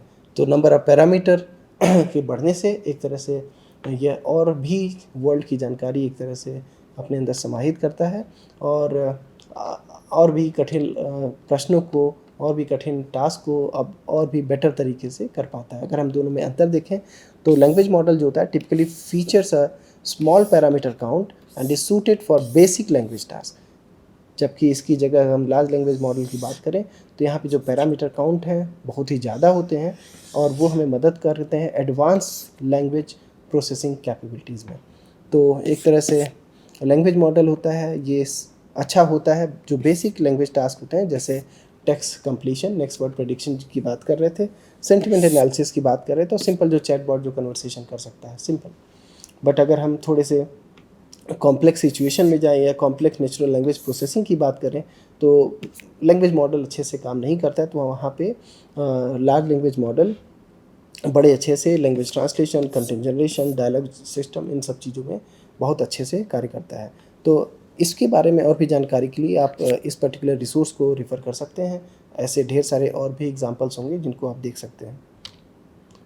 तो चलिए हम जानें कि लार्ज लैंग्वेज मॉडल में नंबर ऑफ़ पैरामीटर इन सब की चीज़ों से बढ़ने से यह कैसे इसकी कैपेबिलिटी बढ़ गई। तो चलिए अगर हम जानें तो साइंस में जैसे बोला गया है, emergence is when quantitative changes in a system result in qualitative changes in the behavior। तो जैसे अगर हम क्वांटिटी को बढ़ा दें तो उसके जो क्वालिटेटिव रिज़ल्ट होते हैं वह बहुत ही उसमें ज़्यादा अंतर आते हैं। एग्ज़ाम्पल के तौर पे अगर हम देखें, जैसे हम यूरेनियम की बात करते हैं, अगर हम यूरेनियम का थोड़ा सा पार्ट यूज़ करते हैं, कंट्रोल तरीके से करते हैं, तो उससे हम बिजली पैदा कर सकते हैं और अलग अलग बड़े अच्छे कार्य कर सकते हैं। लेकिन अगर हम उसको ज़्यादा मात्रा में यूज़ करेंगे तो वह एक तरह से एटम बम की तरह काम करता है। जैसा एटम बम क्या कर सकता है, ये हमने हिरोशिमा नागासाकी में देखा था। और अभी अलग अलग देश के पास एटॉमिक पावर है, पहले से और भी ज़्यादा बड़े एटॉमिक पावर्स हैं। तो आप जान सकते हैं कि जैसे जैसे उसकी साइज़ बढ़ती जाएगी वह इतना और ख़तरनाक होता जाएगा। उसी तरीके से आप देख सकते हैं जैसे जैसे नंबर ऑफ़ पैरामीटर इसमें बढ़ रहे हैं, मतलब एक तरह से हम बोले डेटा को बढ़ा रहे हैं, जिस पे हम ट्रेन कर रहे हैं, पैरामीटर्स को बढ़ा रहे हैं, तो इसकी क्वालिटी में भी चेंजेस हो रहा है। पहले एक तरह से अगर हम इस फिगर को देखें तो सबसे पहले जब इसमें कम पैरामीटर थे, जैसे एक बार फिर से इसको शुरू होने देते हैं, तो अगर हम जैसे यहाँ पे देखें, जब 8 बिलियन पैरामीटर था तो ये केवल लैंग्वेज अंडरस्टैंडिंग, अर्थमेटिक, और जैसे जैसे पैरामीटर बढ़ता जा रहा है तो आप देख सकते हैं नए और टास्क को हैंडल कर पा रहे हैं, जैसे समराइजेशन हुआ, कोड कंप्लीशन हुआ, ट्रांसलेशन हुआ। अब जैसे नंबर ऑफ़ पैरामीटर अगर और बढ़ते गए इस बड़े भाषा मॉडल में, तो और भी नए टास्क को, कॉम्प्लेक्स टास्क को और अच्छे से हैंडल कर पाएगा, जैसे physics question answering, joke explanation, dialogue, general knowledge, reading comprehension, summarisation, logical inference, chains, common sense reasoning, एक तरह से और भी इस तरह से मदद करता जा रहा है। So at the scale of model increases, the performance improves across task while also unlocking new capabilities। तो इस तरह से हम देख सकते हैं कि कैसे LLM की ये अमेजिंग प्रॉपर्टी है, emergence of a new capability as the size of the network, जो नेटवर्क यूज़ किया जा रहा है इसको ट्रेन करने में वो बड़ा होता जा रहा है। तो यह जो लार्ज लैंग्वेज मॉडल है एक तरह से ट्रांसफार्मर बेस्ड आर्किटेक्चर पे निर्धारित होते हैं। इसमें आप देखेंगे तो इसमें अलग अलग कंपोनेंट्स होते हैं, जैसे इनपुट एम्बेडिंग होता है, यहाँ पे आप देख सकते हैं, और पोजिशनल इनकोडिंग होता है। तो जैसे आप यहाँ पे देख सकते हैं अलग अलग पोजिशनल इनकोडिंग है। अगर हम GPT और LLM की बात करें तो दोनों ने ट्रांसफार्मर आर्किटेक्चर यूज़ किया, बट थोड़े बहुत चेंजेस इन आर्किटेक्चर में इन्होंने अपने हिसाब से किए हैं। इनकोडर की बात करें और उसी तरीके से सेल्फ अटेंशन जो कि की है किसी भी ट्रांसफार्मर में, ये इन लोगों ने कैसे यूज़ किया, जैसे यहाँ पे मल्टी हेड अटेंशन यूज़ किया है, और लामा के केस में ग्रुप्ड क्वेरी अटेंशन यूज़ किया है, फीड फॉरवर्ड नेटवर्क यूज़ किया है, जैसे यहाँ पे आप देख सकते हैं, डिकोडर लेयर्स हैं, उसके बाद मल्टी हेड अटेंशन है, लेयर नॉर्मलाइजेशन है, आउटपुट लेयर है। तो इस तरीके से अगर आप देखेंगे तो अलग ट्रांसफार्मर के अलग अलग वेरिएंट्स को इन्होंने एक तरह से यूज़ करके अपने लार्ज लैंग्वेज मॉडल को बनाया है। तो इस ट्रांसफार्मर के बारे में, आर्किटेक्चर के बारे में और भी जानकारी के लिए ये एक सेमिनल पेपर है, attention is all you need, जो कि न्यूरिप्स कॉन्फ्रेंस में पब्लिश हुआ था 2017 में। आप इसको रिफ़र कर सकते हैं, one of the best paper है, इसको बिल्कुल आपको देखना चाहिए और समझना चाहिए। तो जैसे कि हमने बात की कि अगर हम AI के माध्यम से, LLM के माध्यम से कोई कार्य करवाना चाहते हैं तो हमें उसे संवाद करना पड़ेगा, अपने प्रश्न को देना पड़ेगा, नेचुरल लैंग्वेज में देना पड़ेगा। तो प्रॉम्प्टिंग एक तरह से तरीका है जिसके माध्यम से आप लार्ज लैंग्वेज मॉडल को कोई इंस्ट्रक्शन देते हैं या अपने क्वेश्चन को पूछते हैं। ये इसकी ज़रूरत क्यों है? Because the quality of the prompt affect the relevance and the accuracy of the response. जितने अच्छे तरीके से आप प्रश्न पूछेंगे उतना अच्छा आपको रिस्पांस मिलेगा। तो इसमें अलग अलग आप देखेंगे तो प्रॉम्प्टिंग टेक्निक्स हैं, जैसे ये सारी चीज़ें यहाँ पे मेंशन कर रखी हैं। इनमें से कुछ के बारे में हम अभी आगे डिस्कस करेंगे। आप इस सोर्स पे देख सकते हैं इन 12 प्रॉम्प्ट इंजीनियरिंग टेक्निक्स को जो कि यूज़ किए जाते हैं, अब तो और भी हैं। तो आप इसको ज़्यादा डिटेल के लिए इसको फिर से रिफ़र कर सकते हैं। चलिए आगे बढ़ते हैं, अलग अलग प्रॉम्प्टिंग टेक्निक को जानते हैं। तो पहला प्रॉम्प्टिंग टेक्निक है ज़ीरो शॉट प्रॉम्प्टिंग। तो ये एक तरह से सबसे सिंपल तरीका होता है प्रॉम्प्ट करने का। जैसे इस केस में आप सिंपली अपने जो भी आपके प्रश्न है वो मॉडल को दीजिए और पूछिए रिजल्ट क्या है। जैसे यहाँ पे इनपुट है, I will bet the video game is a lot more fun than the film. तो उस केस में आपने पूछा कि इसका सेंटिमेंट क्या है, तो अपने आप बस उसका सेंटिमेंट बता देगा। तो उस केस में आप एक्सपेक्ट कर सकते हैं जो भी उस मॉडल को आता है उसके हिसाब से सिंपल वो आपको आंसर दे देगा। तो कभी कभी होता है कि जो उत्तर देगा वो आपके मुताबिक नहीं है, तो आप एक तरह से आप मॉडल को बताते हैं कि नहीं, अच्छा मुझे इस तरीके से रिस्पॉन्स दो, मुझे ऐसे रिस्पॉन्स दो। तो जैसे उस केस में आप फ्यू शॉर्ट प्रॉम्प्टिंग करते हैं, जहाँ पे ये तकनीकी है जिसके माध्यम से आप इन कॉन्टेक्स्ट लर्निंग को करते हैं, एक तरह से कॉन्टेक्स्ट बताते हैं कि आप कैसा रिस्पॉन्स चाहते हैं। Where we provide demonstration in the prompt, जैसे हम जो हमारा प्रॉम्प्ट है उसी में हम एक तरह से डेमो के माध्यम से, एग्जाम्पल के माध्यम से उसको बताते हैं कि मुझे कैसा चाहिए। जैसे यहाँ पे आप बताते हैं all over the stage dancing, running, sweating, morphing his face and वगैरह वगैरह। तो इसका सेंटिमेंट पॉजिटिव है, तो हमें जब हम सेंटिमेंट पूछेंगे तो हमें पॉजिटिव बताओ। और ऐसे सेंटेंसेस के लिए अगर हम पूछें despite all evidence to the contrary this clunker has somehow manage to pose as actual, तो एक तरह से नेगेटिव सेंटीमेंट है। उसी तरीके से अलग अलग एग्जाम्पल दे दिया। उसके बाद अब मैं सेम प्रश्न इससे पूछूंगा जो प्रश्न यहाँ पे पूछा था, तो यहाँ पे अब ये मुझे उत्तर देगा पॉजिटिव या नेगेटिव। तो एक तरह से फ्यू शॉर्ट प्रॉम्प्टिंग में एक तरह से आप मॉडल से को कुछ एग्जाम्पल भी देते हैं, बताते हैं, और उसके हिसाब से वो आपको उत्तर देता है। इसके बाद है इंस्ट्रक्शन प्रॉम्प्टिंग, तो उसमें आप एक तरह से देख सकते हैं इंस्ट्रक्शन प्रॉम्प्ट में इंस्ट्रक्ट जीपीटी और नेचुरल फंक्शन, एक तरह से ढेर सारी चीज़ें हैं जहाँ पे fine tune pre train model with a high quality tuples of task instruction input ground truth. तो उस केस में जो भाषा मॉडल है वो और भी अच्छे तरीके से आपके इंटेंशन को समझता है और इंस्ट्रक्शन को फॉलो करता है। जैसे इस केस में आप देख सकते हैं for example to produce educational material for kid, तो यहाँ पे आपने बताया describe what is quantum physics to a 6-year-old and safe content, तो in language that is safe for work. इस तरीके से आपने उसको इंस्ट्रक्शन दिया और उसके मुताबिक फिर वो आपको कंटेंट देगा। तो इस तरह से हमने देखा कि कैसे large language models emergence quantitative changes की वजह से क्वालिटेटिव चेंजेस होते हैं जब वो इमर्ज करता है। तो हमने जैसे बताया कि आजकल हमारे जीवन में हम मल्टी मॉडल होते जा रहे हैं, हमारी ज़रूरतें मल्टी मॉडल होती जा रही हैं, हम मल्टी मॉडल डेटा से इंटरेक्ट कर रहे हैं, तो हमें मल्टी मॉडल LLMs की भी ज़रूरत पड़ेगी। हम केवल टेक्स्ट तक सीमित नहीं रहते हैं, हम इमेजेस, वीडियो और भी जो अलग मोडालिटी हैं उस पर भी जनरेशन करना चाहते हैं, उसकी अंडरस्टैंडिंग करना चाहते हैं और उससे रिलेटेड प्रश्नों को उत्तर देना चाहते हैं। जैसा कि हमने पहले के सप्ताह में बताया था कि ऑर्डिनो के माध्यम से आप अपने लेक्चर वीडियो को अपलोड करिए और फिर उससे नेचुरल लैंग्वेज में क्वेश्चन आंसरिंग करिए। तो एक तरह से वो आपको जो वीडियो था उसको समझ लिया और उसके मुताबिक आपको उसके उत्तर देने में आपकी मदद कर रहा है, जिससे आप उस वीडियो को अच्छे से समझ पाए। जैसे आप उससे पूछें कि इसको वीडियो को समराइज़ करिए, इस वीडियो में इनका क्या तात्पर्य था, इस वीडियो का कंक्लूज़न क्या था, इस वीडियो का टेक अवे पॉइंट क्या था, तो अपने हिसाब से आप अलग अलग आंसर जनरेट कर सकते हैं। तो multi model large language model process and integrate multiple types of input such as text, images, audio and video. तो एक तरह से ये prominent subset of large language vision model है which combine text and image processing.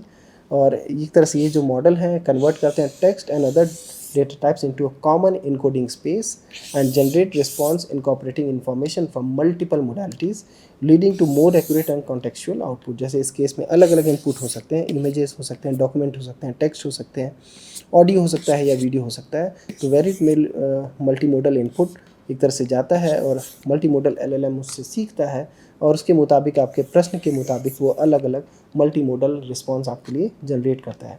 तो GPT-4 उसके अलग जो एडवांस वर्जन है, जेमिनी, लावा के और जो नए वर्जन्स हैं लामा के भी, वह एक तरह से इन सब चीज़ों को मल्टी मॉडल LLM को सपोर्ट करता है। एग्जाम्पल के तौर पे आप यहाँ पे देख सकते हैं, तो जैसे enable diverse application like visual question answering. तो एक होता है क्वेश्चन आंसरिंग जहाँ पे आप जो अलग अलग टेक्स्ट डॉक्यूमेंट है आप उसमें टेक्स्ट में क्वेश्चन पूछते हैं। विजुअल क्वेश्चन आंसरिंग में आप जो प्रश्न पूछ रहे हैं वह वीडियो या इमेजेस के पे आधारित होता है। जैसे इस केस में आपने ये इमेज अपलोड की और पूछा what is unusual in this picture, तो यहाँ पे एक तरह से LLM जो कि बता रहा है the image is unusual because it creates an optical illusion. बचपन में हमने एक सरदार जी वाला फ़ोटो देखा होगा जैसे अगर हम उसको उल्टा कर दें तो फीमेल दिखता है, सीधा कर दें तो सरदार जी दिखते हैं। तो एक तरह से ऑप्टिकल इल्यूजन होता है। तो at first glance it look like a face with a beard and oddly position on a body, but upon closer inspection हमने देखा कि it appears that the person's head is upside down with their arms bent and making the back of their head resemble as a face. तो एक तरह से optical illusion हो रहा है और वीडियो इसको समझ पा रहा है, जो आपका मल्टी मोडल LLM मॉडल है उसको अच्छे से समझ पा रहा है। उसी तरीके से यहाँ पे आप देख सकते हैं, आपने ये इमेज दिया और उसको बोला कि इसका आप कैप्शन बताइए। तो एक तरह से इसने इसका कैप्शन दे दिया, chasing sunset and dreams, natural vibes and ocean views. आज के टाइम पे अगर आप अलग अलग सोशल मीडिया प्लेटफॉर्म यूज़ करते हैं तो वहाँ पे एक तरह से ये मल्टी मोडल LLMs यूज़ हो रहे हैं। जैसे आप इंस्टाग्राम पे कोई इमेजेस डालें और वहाँ पे या ट्विटर पे कोई इमेजेस डालें तो वहाँ पे एक तरह से ऑप्शन आपको मिलता है अलग अलग सोशल मीडिया पे कि इसका कैप्शन जनरेट कर दो, पोस्ट जनरेट कर दो, हैशटैग जनरेट कर दो। खासतौर पे लिंक्डइन पे आपने देखा होगा, जब भी आप कोई पोस्ट लिखते हैं तो वहाँ पे बोलता है generate by AI, rewrite by AI। तो एक तरह से जो भी आपने लिखा है उसको बड़े सुंदर तरीके से, बड़े अच्छे तरीके से एक तरह से उसको फिर से रीराइट करता है AI के माध्यम से और अलग अलग चीज़ें लिख देता है। जैसे इस केस में कितना सुंदर उसने कैप्शन दिया है, चेजिंग सनसेट एंड ड्रीम्स, और एक तरह से जो हैशटैग वहाँ पे इसने दे दिया और कुछ स्टिकर्स यहाँ पे लगा दिए जो कि दिखने में बहुत सुंदर लग रहा है और इसमें फिट बैठते हैं। उसी तरीके से अगर हम multi model large language models की बात करें तो और भी चीज़ें देख सकते हैं। जैसे GPT के केस में यहाँ पे देख सकते हैं, तो यहाँ पे हमने यूज़र ने बोला image of a sleepy monkey in a room. तो एक तरह से इसने कितना नेचुरल और बड़ा सुंदर इसने इमेज बना दिया। और जैसा कि हमने पहले के चैप्टर्स में बताया था, कैसे हमारे रिसर्च के माध्यम से हम अलग अलग एडवर्टीज़मेंट को, अलग अलग इमेजेस को यूज़र के बिहेवियर को कंसिडर करते हुए जनरेट करते हैं, जो कि बिहेवियर ऑप्टिमाइज इमेज जनरेशन की बात करते हैं, वो हमने की थी पहले सप्ताह में।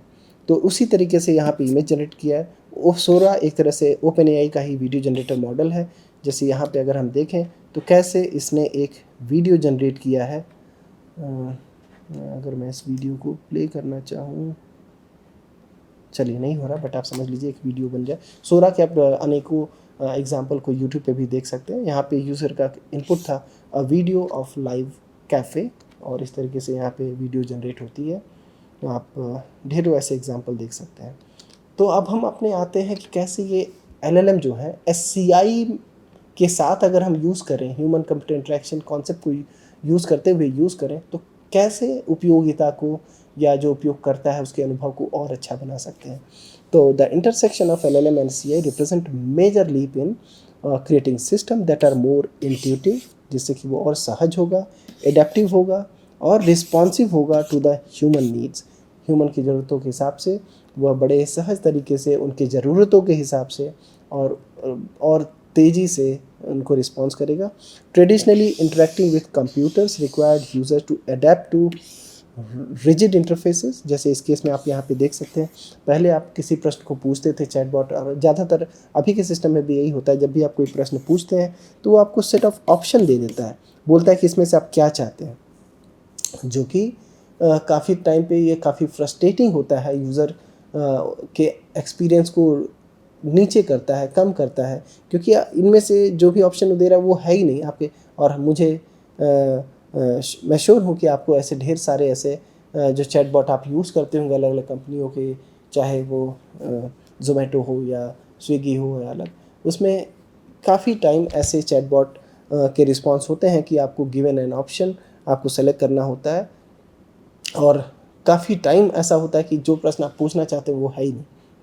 अगर हम बड़े भाषा मॉडल का प्रयोग करके इस इंटरेक्शन को और सहज बना दें, जैसे आपने यहाँ पे प्रश्न पूछा तो उसने बोला कि जो भी बोला तो उसको समझ के अपने हिसाब से नेचुरल लैंग्वेज में उसने रिस्पॉन्स किया। तो उसी तरीके से जैसे बेस्ट तो यहाँ पे होता, उसने बोला कि ठीक है आप बताइए आपकी दिक्कतें क्या है, तो वहाँ पे फिर वो आप अलग अलग जो अपने नेचुरल लैंग्वेज में चीज़ें लिखते बोलते उसको समझ के अगर उत्तर करता तो जो उपयोग करता है उसके लिए और आसान होता है उसको बोलना, अपने प्रॉब्लम को बताना, समझाना, और उसी हिसाब से अपने प्रश्न को बड़े अच्छे से, बड़े तेज़ी से वो सॉल्व कर पाता। तो अगर हम देखें, अगर हम LLM इन SCI देखें तो ये अलग अलग क्षेत्रों में अपना क्षेत्र फैलाता जा रहा है और उसको मदद करता जा रहा है, चाहे वो एजुकेशन हो, चाहे वो कंटेंट क्रिएशन हो, चाहे पर्सनलाइजेशन हो, सोशल मीडिया हो, नेटवर्किंग हो, चाहे हेल्थ केयर हो। हर क्षेत्र में इसकी एक अमिट छाप मिटती जा रही है। अमिट छाप जो है वो एक तरह से पड़ती जा रही है, जहाँ पे उसका उपयोग करके आप अलग अलग प्रश्नों को अपने उपयोगकर्ताओं की मदद कर सकते हैं, उनकी ज़रूरतों और आशाओं के मुताबिक कार्य कर सकते हैं। जैसे अगर हम देखें तो कन्वर्सेशनल एआई चूँकि एलएलएम के बाद से जो आपके प्रश्न हैं नेचुरल लैंग्वेज में उसको समझना और आसान हो गया है और सही तरीके से आप समझ पा रहे हैं, इसलिए जो कन्वर्सेशनल बेस्ड एआई है वो बहुत तेज़ी से बढ़ रहा है।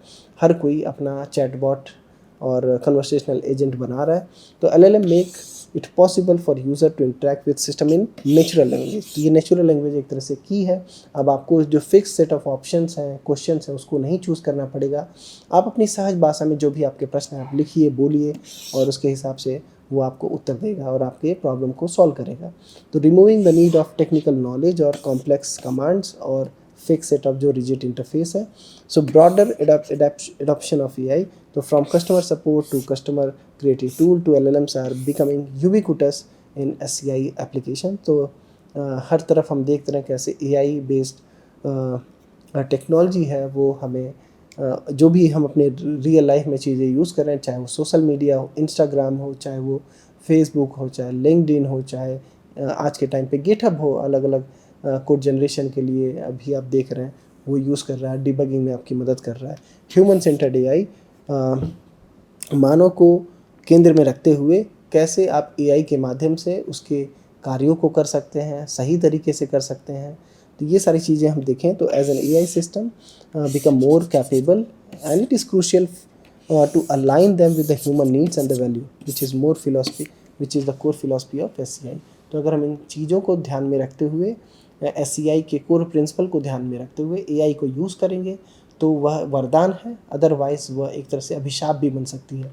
ऐसे अनेकों रिसर्चर्स हैं, ऐसे अनेकों लोग हैं जो कि बताते हैं कि एआई ऐसा तो नहीं कि किसी दिन दुनिया को बर्बाद कर देगा, और हम देख भी रहे हैं कि एआई के काफ़ी ढेर सारे मिसयूज़ भी हो रहे हैं अलग अलग तरीके से, जो कि हम आगे स्लाइड्स में भी डिस्कस करेंगे।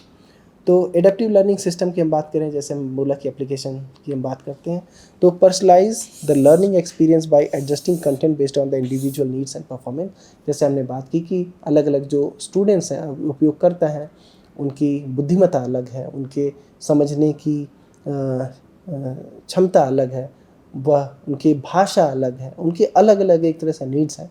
तो क्या हम उनकी ज़रूरतों के हिसाब से कंटेंट को एडेप्टिवली चेंज कर सकते हैं? जैसे अगर उनको इंग्लिश अच्छे से नहीं आती तो क्या हम करस्पॉन्डिंग उसका हिंदी में ट्रांसलेशन करें, क्या उसको हम बोल के बताएं, या जो कॉम्प्लेक्स वर्ड हैं या कॉम्प्लेक्स सेंटेंस हैं उनको ट्रांसलेट करके बताएं। जो बच्चे बहुत तेज़ी से चीज़ें सीख रहे हैं या कुछ चीज़ें जो कि उनको ऑलरेडी आती हैं, तो हम वो पार्ट को स्किम थ्रू करें और जो पार्ट उनको नहीं आता उस पर हम ज़्यादा फोकस करें। इस तरीके से हम एडेप्टिव लर्निंग एआई के माध्यम से कर सकते हैं, पर्सनलाइज कर सकते हैं, रादर देन जैसे क्लास की टीचिंग होती है, सेम कंटेंट सेम डिलीवरी सारे स्टूडेंट्स के लिए होती है। कुछ को बहुत स्लो लगता है, कुछ को बहुत तेज़ लगता है, कुछ को आसान लगता है, कुछ को बहुत जटिल लगता है। तो कैसे हम एडेप्टिव लर्निंग सिस्टम एक तरह से बना सकते हैं, और ये बेसिकली जो भी लर्नर का डेटा है, उनका इंटरेक्शन का पैटर्न है, टेस्ट स्कोर है, एंगेजमेंट है, इन सब चीज़ों को यूज़ करते हुए आप एजुकेशनल कंटेंट और उसके स्पीड को अपडेट कर सकते हैं। तो इसका जो मुख्य उद्देश्य है to ensure the appropriate challenge and the support for each learner, क्योंकि हर जो लर्नर है, हर सीखने वाला जो विद्यार्थी है, उसकी आवश्यकता अलग है, उसकी क्षमता अलग है, उसके सीखने की पेस अलग है, उसकी भाषाएं अलग हैं। तो इस वजह से अगर हम इस तरह का कोई एडेप्टिव लर्निंग सिस्टम बनाते हैं तो ये एक वरदान ही होगा, जो कि हमारे इस पूरे एजुकेशन सिस्टम को बूस्ट कर सकता है। हर कोई उसका फ़ायदा उठा सकता है अपने पेस के हिसाब से, अपने अंडरस्टैंडिंग के हिसाब से। तो अगर हम देखें तो इसमें एससीआई और एलएलएम कैसे एक दूसरे के साथ में कार्य करते हुए मदद कर सकते हैं इस एडेप्टिव लर्निंग सिस्टम में। एससीआई जो करेगा वह फोकस करेगा creating intuitive end user friendly interfaces for seamless learner interaction. तो जैसे हम कैसे सहज तरीके से और जो उपयोगकर्ता के आवश्यकता के अनुरूप और उसके फ्रेंडली इंटरफेस और सीमलेस लर्नर इंटरेक्शन बना सकते हैं। जबकि LLM एक तरह से provide dynamic and context aware content generation tailored to the learner progress. एक तरह से जो कंटेंट इटसेल्फ है, जैसे कि जो पार्ट सरल है अब 5 स्लाइड की जगह वो एक स्लाइड में संक्षिप्त तरीके से बता देगा, और जो पार्ट कठिन है अब एक स्लाइड की जगह उसको 5 स्लाइड में डिटेल में स्टेप बाय स्टेप तरीके से बताएगा।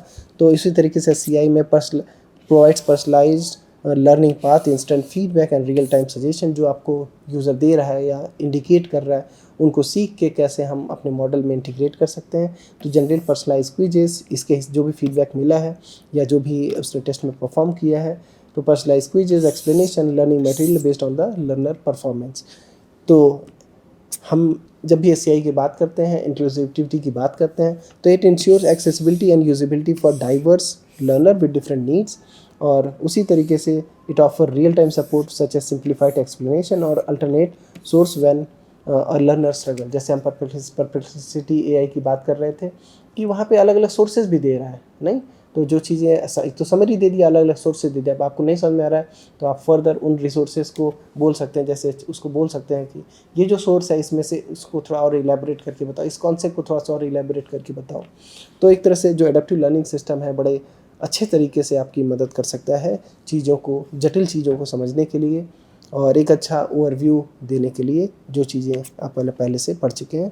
तो improve learner experience throughout the real time progress tracking, visual cues and the feedback. And LLM जो होता है ट्रांसफॉर्म लर्निंग इनटू कन्वर्सेशनल। जैसे लर्निंग अब यहाँ पे वो किसी भी समय पर, जैसे अगर हम ट्रेडिशनल क्लास सिस्टम की बात करें तो जब टीचर क्लास में अवेलेबल है तभी आप पूछ सकते हैं अपने प्रश्न को, और कभी ये होता है कि जो विद्यार्थी होता है इंट्रोवर्ट होता है या समय के अभाव से या अन्य किसी कारणों से क्लास में प्रश्न नहीं पूछ पाता, तो वो प्रश्न उसके दिमाग में हमेशा रहते हैं। तो LLM के माध्यम से वो अब किसी भी समय जो वीडियो रिकॉर्डिंग है या कंटेंट है उससे वो प्रश्न नेचुरल लैंग्वेज में पूछ सकता है और उसके उत्तर को पा सकता है। तो चलिए उसी हिसाब से हम आपको एक कार्य देते हैं, तो reflect on your learning experience. तो हमारा जो ऑब्जेक्टिव है, think about a challenge you face while learning in school and explore how LLM could have assisted you in overcoming it। तो इंस्ट्रक्शंस आप जैसे यहाँ पे देख लें, थिंक ऑफ लर्निंग प्रॉब्लम, तो उस केस में reflect on a specific subject और topic that was difficult for you in school. तो आप अपने स्कूल में देखिए या कॉलेज में देखिए, जो भी सब्जेक्ट आपको डिफ़िकल्ट लगे हों, रहे हों, उसको देखिए। उसके बाद identify the challenges, which particular what specific difficulties did you face. क्या वो भाषा की दिक्कत थी, वो प्रोनाउंसिएशन की दिक्कत थी, वो कंटेंट की दिक्कत थी, मटेरियल की दिक्कत थी, क्या थी। और उसके बाद LLM एज अ असिस्टेंट को सोचिए और बोलिए कि वह अब आपकी कैसे मदद कर सकता है। तो how could LLM have been help you solve और एलिवेट दीज डिफिकल्टीज। और लास्ट में consider the benefits, how would real time feedback और adaptive content generation have impacted your learning experience. तो इस बारे में आप विचार करिए और इसी तरीके से आप कोई और भी प्रॉब्लम उठा सकते हैं और इन प्रश्नों को आप पूछ सकते हैं और उसके बारे में और अच्छे से जान सकते हैं, समझ सकते हैं। तो जैसे हमने बात की कि पर्सनलाइज कंटेंट की ज़रूरत है, वो पढ़ाई की भी बात हो सकती है या किसी और भी चीज़ की बात हो सकती है, चाहे वो अलग अलग आइटम हो, अलग अलग ई-कॉमर्स पे वेबसाइट पे, चाहे वो ग्रोसरी ऐप हो। जैसे tailored content recommendation and experiences to individual user based on their preferences, behaviours and interaction. जिस तरीके से वो इंटरेक्ट कर रहा है, जिस चीज़ों को ढूंढ रहा है, जिस चीज़ों से को सर्च कर रहा है, उसके मुताबिक क्या हम उसको रिकमेंडेशन दे सकते हैं, पर्सनलाइज्ड रिकमेंडेशन दे सकते हैं। So aims to enhance user engagement by showing relevant content that matches the user interest, improving user satisfaction. क्योंकि जो यूज़र का इंटरेक्शन होता है वो हर बार टाइप वाला नहीं होता है, वह काफ़ी टाइम अलग अलग तरीके से इंटरेक्शन होता है। जैसे आप अलग अलग आइटम को स्क्रॉल कर रहे हैं, कुछ आइटम कि आप डिटेल में जाते हैं, देखते हैं, तो मतलब एक तरह से वो रिलेटिवली ज़्यादा इंपॉर्टेंट है एज़ कम्पेयर टू जो बाकी आइटम्स को आपने जस्ट स्किप कर दिया। कुछ आइटम्स को आप बेसिकली अपने विश लिस्ट में डालते हैं, कुछ को आप अलग अलग तरीके से देखते हैं। कुछ ब्रांड की आइटम को आपने पास्ट में बार बार ख़रीदा है, कुछ आइटम को आपने बाद में ख़रीदा है। या आपके अगर हम इसके सोशल मीडिया को भी देखें तो आप कैसे, आपका सोशल मीडिया इंडिकेट करता है किस तरह के प्रोडक्ट्स, किस तरह के कपड़े, किस तरह का इलेक्ट्रॉनिक आइटम, किस तरह के खाने को आप पसंद करते हैं। तो उसी तरीके से आप देख सकते हैं माई फेवरेट गेटिंग रिकमेंडेड, अब उसको सामने ही दिख जाता है। तो एक तरह से स्मार्ट UI का भी की बात कर सकते हैं, कैसे स्मार्ट यूआई में आपको जो भी आप मोस्ट लाइकली चीज़ें लेना चाहते हैं वो आपको सामने दिखेंगी, और जो चीज़ें नहीं लेना चाहते मोस्ट लाइकली वो बाद में दिखेंगी। और ये एलएलएम और एआई के माध्यम से वो आपको रिकमेंडेशन करके यहाँ पे आपको दिखाता है। तो एक तरह से आप देख रहे हैं कैसे एससीआई और एआई एक साथ मिल के आपको पर्सनलाइज कंटेंट देते हैं, जिससे आपका उपयोगकर्ता का अनुभव सुगम होता जा रहा है और अच्छा होता जा रहा है। उसी तरीके से यहाँ पे आप देख सकते हैं बेस्ड ऑन आपका जो एक्टिविटी है, जो आपके कंटेंट हैं, जो आपके और भी चीज़ें हैं, उसके हिसाब से आपको बताएगा कि आपको ट्रैकिंग के लिए ये सारी चीज़ टेंट एक तरह से सजेस्ट कर रहा है, इस पर एडिशनल एक तरह से डिस्काउंट दिखा रहा है, आई एंजॉय ट्रैकिंग आपको दिखा रहा है, तो शायद आप खरीद लें। तो उसी तरीके से अगर हम देखें तो कैसे आपके पर्सनलाइज कंटेंट को बनाने में मदद करता है। जैसे आप यहाँ पे हम देखें, सो हमने इसको बोला right a 1 line advertisement text of a toothpaste best for smile for parents of India in native language. तो इसने मुझे एक तरह से एडवर्टीजमेंट दे दिया, बेस्ट फॉर स्माइल टूथपेस्ट से अपने बच्चों को दे स्वस्थ और चमकते दांत, क्योंकि उनकी मुस्कान में ही असली खुशी है। अब मैं इससे अगर ये प्रश्न पूछूं, how many Indians will like this, give answer in percentage, क्या ये उत्तर दे पाएगा? तो अगर हम देखें तो ये उत्तर कुछ हद तक देगा। The percentage of who might like this advertisement depends on various factor blah blah blah. उस तरीके से अगर हम देखें, if you consider this factor, तो एस्टिमेट कहता है 60 to 70% लोग इसको पसंद करेंगे and could find this ad appealing. But आप तो चाहते हैं कि भाई 60-70 नहीं, मैं तो चाहता हूँ कि 99-100% लोग इसको पसंद करें।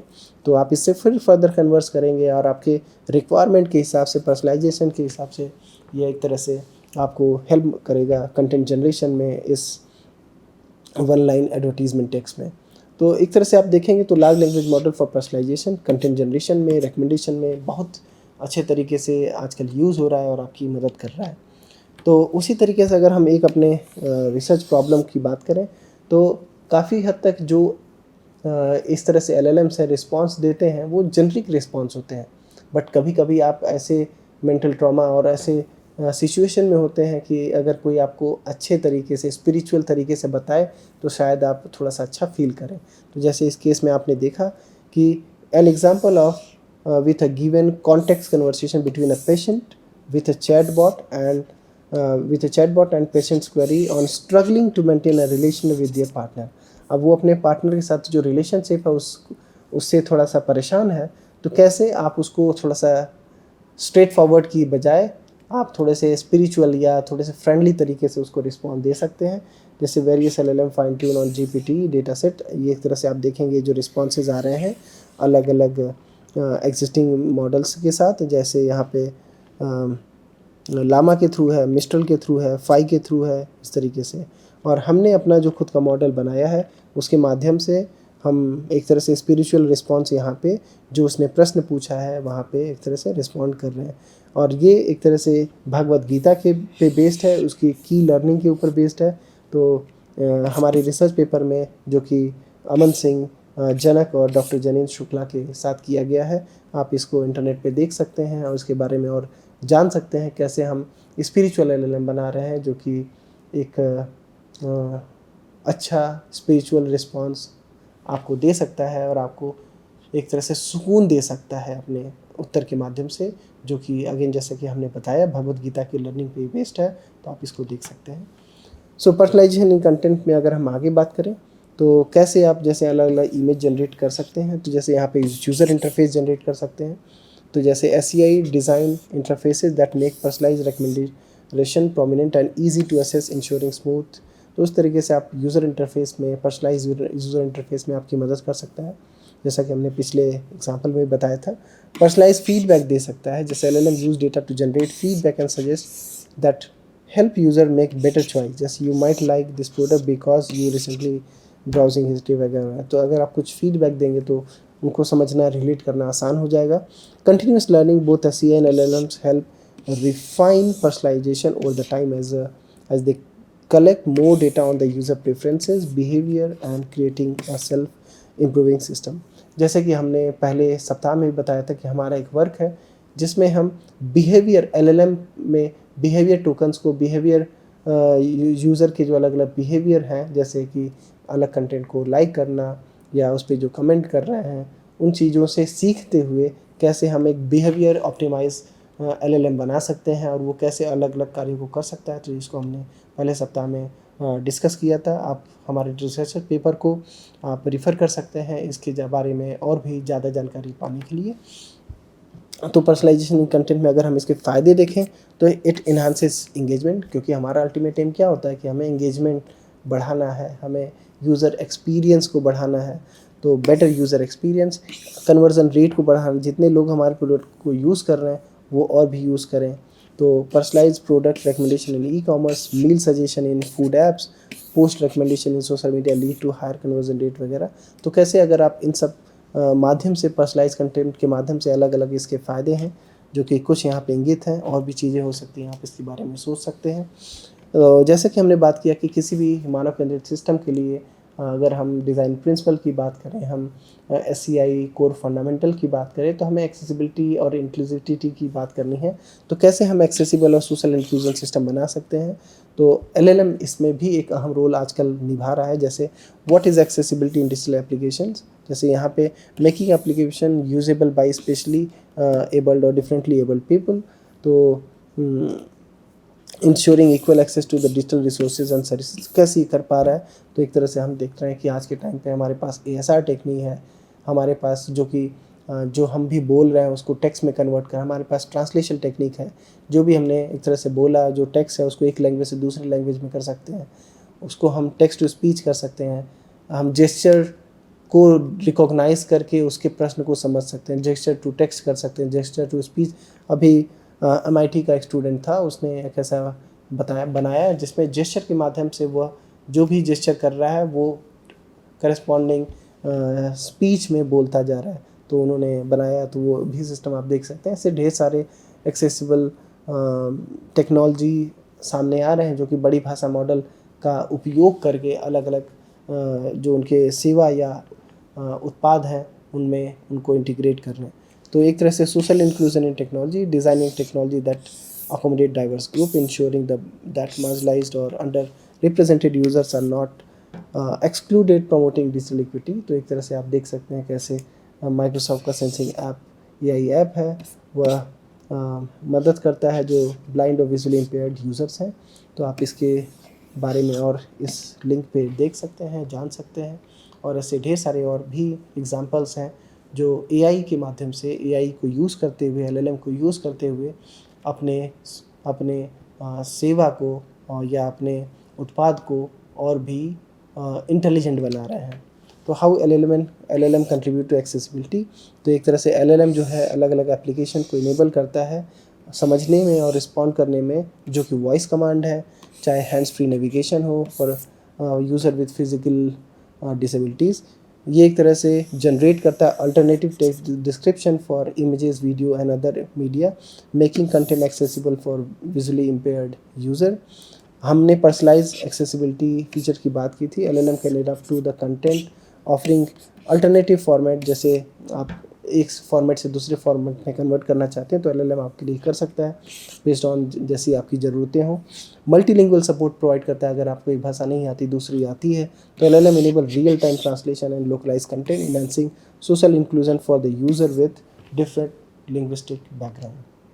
तो how SCI come in picture यहाँ पे, तो LLM help create dynamic caption, generate alternative text for images or the videos, while SCI design interfaces for easy access to these feature, जो भी आप बना रहे हैं, जैसे यहाँ पे button for screen reader capability और बाकी चीज़ें, उसके माध्यम से SCI और LLM दो मिल के अपने उपयोगकर्ताओं की ज़रूरतों को बड़े अच्छे तरीके से बहुत तेज़ी से सॉल्व करते हैं।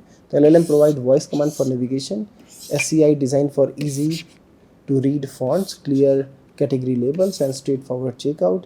SCI ensure user interface is easy to navigate, visually clear and accessible to everyone, including those with capabilities। एक तरह से दोनों साथ मिल के आप काम कर सकते हैं। तो चलिए एक और यूज़ केस हम बात करते हैं, जैसे कि हमने इस सप्ताह के शुरुआत में बात की थी, कैसे आप आज के टाइम पे एक जो आपका मोबाइल फ़ोन है उसको एक फ्यूचरिस्टिक तरीके से कर सकते हैं। तो चलिए यहाँ पे हम जानते हैं, जैसे यहाँ पे आपके फ़ोन में ढेरों ऐसे ऐप्स हैं, अलग अलग कार्य करते हैं। जैसे अगर हम उबर ओला की बात करें तो टैक्सी बुक करता है, रैपिडो की बात करें तो, अगर हम जोमेटो स्विगी की बात करें तो आपके लिए फूड ऑर्डर करता है, अमेज़न की बात करें, फ्लिपकार्ट की बात करें तो कुछ आइटम गिफ्ट आपके लिए ऑर्डर करता है। केक ऑर्डर करना है तो अगेन इसके लिए ढेर सारे एप्लीकेशंस हैं, आप कर सकते हैं। तो इस तरह से आपको अलग अलग कार्य आप अलग अलग एप्लीकेशन के माध्यम से कर सकते हैं। आपको एक तरह से जो आपके सारे दोस्त हैं उनसे बातचीत करनी है, कोई प्लान करना है तो व्हाट्सएप के माध्यम से आप उनसे एक ग्रुप बना सकते हैं, उनसे बात कर सकते हैं, पोल क्रिएट कर सकते हैं, अलग अलग चीज़ें कर सकते हैं। तो अलग अलग कार्य के लिए भी अलग अलग चीज़ें करते हैं आप। तो अगर आपके पास एक फ़ोन एज एन असिस्टेंट होता तो क्या वो आपके इन सारे कार्य को जो हम अलग अलग एप्लीकेशन के थ्रू कर रहे हैं कंबाइन तरीके से कर पाता। जैसे अगर हम एक एग्जांपल देखें तो सपोज़ आप अपने एक मित्र के लिए उसके लिए सरप्राइज बर्थडे पार्टी प्लान कर रहे हैं using a future AI power device, जो कि हमने बात की। तो पहले क्या होता था? पहले होता था कि आप अलग अलग एप्लीकेशन को यूज़ करके अपने कार्य को करते। जैसे कि मैंने बताया कि आप अपने जो सारे फ्रेंड्स हैं एक व्हाट्सएप ग्रुप बनाएंगे या कोई और ग्रुप बनाएंगे, उनको इनवाइट करेंगे, पोल क्रिएट करेंगे। पोल से डेट फाइनल हो गई, टाइम फाइनल हो गया तो आप उनको कैलेंडर इनवाइट भेजेंगे। एक पोस्टर बनाएंगे बर्थडे पार्टी के लिए, कैनवा का यूज़ कर सकते हैं और भी एडोबी एक्सप्रेस का यूज़ कर सकते हैं। उसके बाद आप वेन्यू बुक कर सकते हैं। तो अगेन बुक अ टेबल में जोमेटो, स्विगी और भी और तरीके से आप टेबल बुक कर सकते हैं और केक ऑर्डर कर सकते हैं।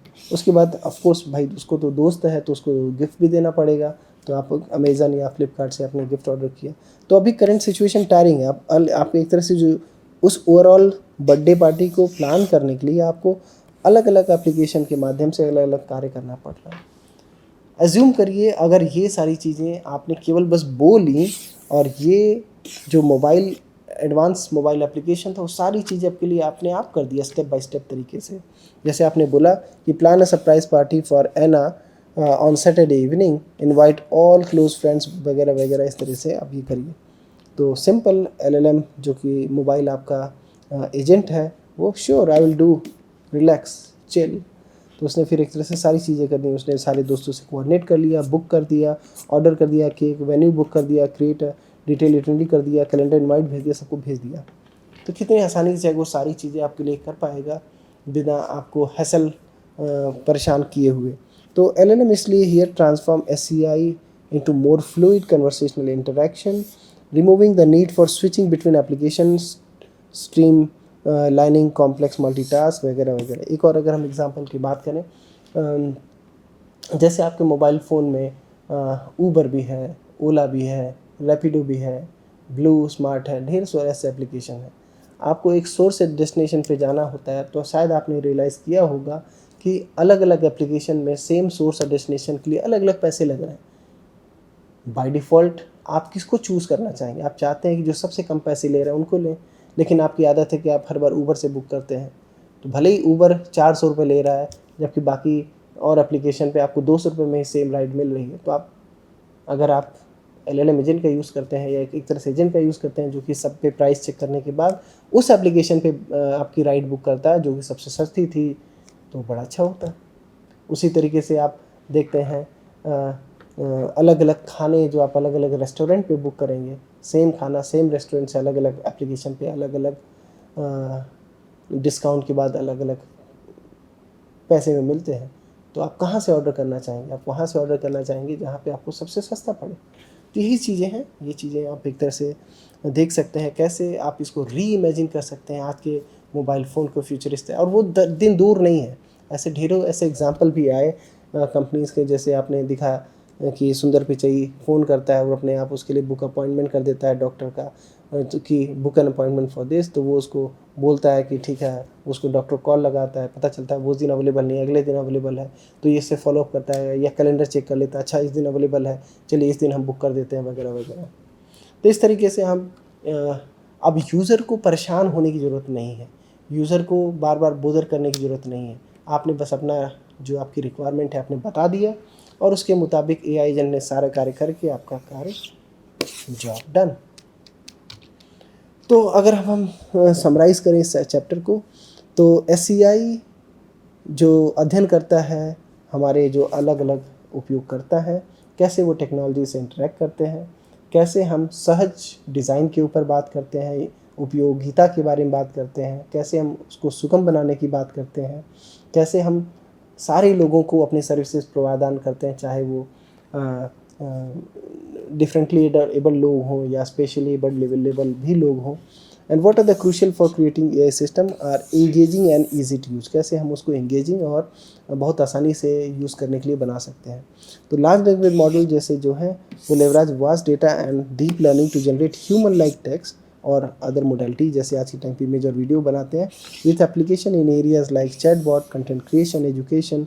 तो हमने अलग अलग एप्लीकेशन बात की कैसे वहाँ पे LLM यूज़। और अगर हम ह्यूमन सेंटर्ड एआई की बात करें, focuses on designing AI system that prioritises human needs, values and ethical consideration, aiming to build transparent, trustworthy and collaborative technology that augment rather than replace human capability. तो ये चीज़ों का हमें बिल्कुल ध्यान रखना है, हमें ह्यूमन को रिप्लेस नहीं करना है, अदरवाइज़ ये सारी दुनिया फिर एआई चलाएगी, हम थोड़ी चलाएंगे, रोबोट चलाएगा, चैटबॉट चलाएगा, कल को हमारे लिए कुछ भी कर देगा, जो कि हम नहीं चाहते हैं। ऐसा नहीं होना चाहिए। तो ह्यूमन तो इन्वॉल्व होना चाहिए, ह्यूमन इन द लूप होना चाहिए, बट वो कम से कम उसकी इन्वॉल्वमेंट होनी चाहिए और कम से कम गलती होनी चाहिए एआई के द्वारा, और बहुत ही सुगमता के साथ बहुत कम समय में बहुत ही सस्ता इकोनॉमिकल आप सॉल्यूशन दे पाएँ। So they focuses on developing AI systems that are explainable, ethical and user friendly, integrating advanced AI technologies like LLMs into interfaces that enhances human AI collaboration and the trust। और आगे हम additional material की बात करें इस course में, तो SCI and LLM के ऊपर रितिका झा के द्वारा एक ट्यूटोरियल दिया गया है। और हम अलग अलग डेमोस की बात करें तो इनमें हम चैट जीपीटी का डेमो देखेंगे, एडोबी फायरफ्लाई और इन वीडियो एआई ऑर्डिनो का डेमो देखेंगे। हम generative technology using text to template and LLM ये भी देखेंगे एडोबी एक्सप्रेस और इसके माध्यम से। और अंत में हम आपके लिए एक असाइनमेंट देंगे जिससे आप कर पाएँ। और इस सप्ताह के फर्दर रीडिंग के लिए, आगे की पढ़ाई के लिए आप इन अलग अलग रिसोर्सेज को अपने श्रद्धा के साथ अपने समय के अनुसार आप देख सकते हैं और उनसे अच्छी अच्छी चीज़ें सीख सकते हैं। ह्यूमन सेंटर्ड एआई के लिए बेन की ये रिसोर्स पढ़ सकते हैं। एथिक्स के लिए इन एआई आप एस मैथ्यू की ये रिसोर्स देख सकते हैं। अलग अलग ऑनलाइन आर्टिकल्स भी हैं जिनको आप देख सकते हैं, जैसे स्टैनफोर्ड HAI जो कि डॉक्टर फेफे ली के द्वारा हेड किया जाता है। वहाँ पे भी आपको ह्यूमन सेंटर्ड एआई से रिलेटेड ढेरों ऐसे बहुत ही अच्छे रिसोर्सेज मिल जाएंगे।